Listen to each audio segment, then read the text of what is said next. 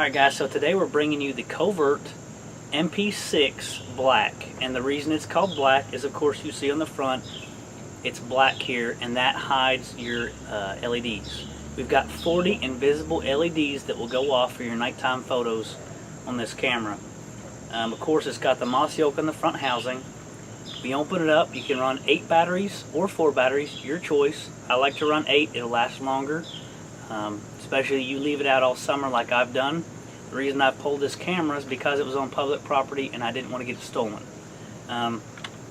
Over here you've got your on and off button, and you got a setup button, a menu button, okay, left, right, up, and down.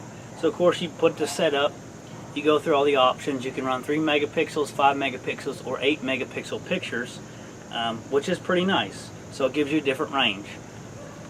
Also on the camera, of course, you got your serial number over here on the side, so you definitely want to make sure you jot that down. As far as the bottom goes, you've got a little plug for a 6-volt battery if you want. You've got your USB plug, and then of course you got your slot to put your SD card. Pretty simple. On the outside, of course, here on the side, you've got an area to put a lock if you wish. If we go to the bottom, this is where your 6-volt battery will go in, and it's got this little rubber plug to keep the water out. Of course, then you've got your thread in case you want to put it on a camera mount on a tree. Then we go to the back, and of course you could run a cable lock through this if you wish, and then the bottom slot is for your strap to go around the tree. You got 3 little dots down here that kind of stick out, protrude a little bit. It helps give you a little bit of angle on the camera so that the camera's not pushing down the whole time while it's on the tree. Pretty simple. Now, as far as the settings on the camera go.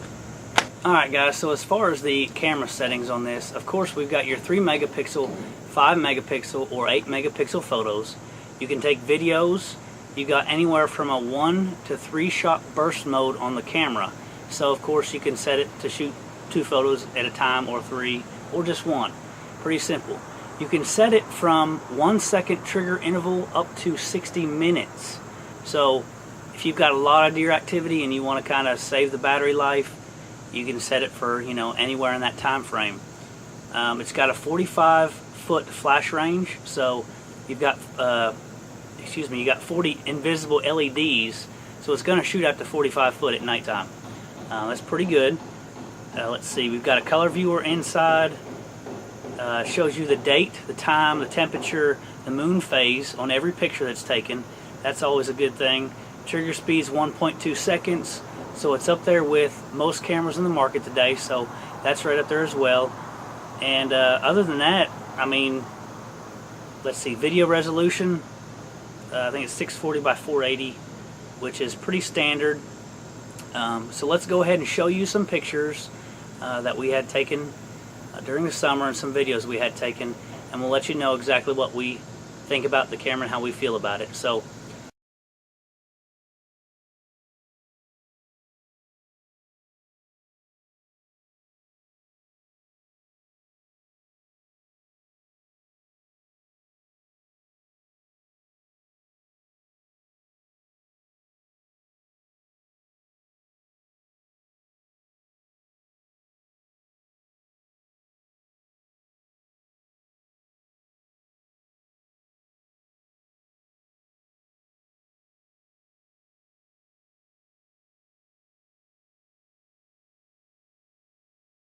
alright, so now that you got to see some pictures, you got to see some videos.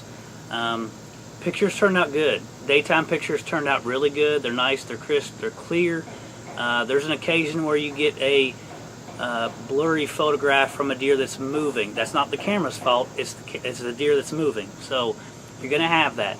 As far as the video, there's still a little bit of graininess in the videos, which isn't a bad thing. You can, I mean, it's nothing major.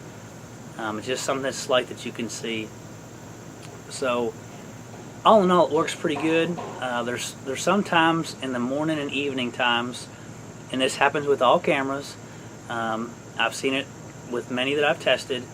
You get that time where it's daylight, but it's still kind of dim, and your IR goes off. We got plenty of pictures like that, so that'll happen as well. That's not a glitch. That happens with most cameras out there. Price tag on this thing is about $165. This is a good camera also for security purposes on your own property. Because of the invisible flash, I know a lot of cameras out there that are infrared that don't have the invisible flash, or the black flash, whichever you want to call it. You know, humans can actually see that go off. So if you've got video set, all it takes is someone to look over in the woods in the dark and see a red glow and investigate what that is and find your camera. With this black flash, you don't get that. People are not going to see this go off, and that's a good thing. As far as the deer, they don't see it go off either. I didn't have any problems with deer spooking about the camera when it took the pictures. Alright, so all in all, we give this camera I don't know what else I can say other than so far the covert cameras that we've tested have worked good. They're up there with other cameras in the market like Bushnell, Moultrie. They're up there with them. So I praise them for the efforts they've made and the cameras they've created. And as technology gets better, their cameras are only going to get better with time. So I look forward to the advancements that they make in their cameras, and hopefully we'll try out another camera soon and let you guys know how it works. Check them out at Covert Cameras. Check out our website, rackfanatics.com. Thanks, guys. Also, check us out on Facebook and Twitter under Rack Fanatics.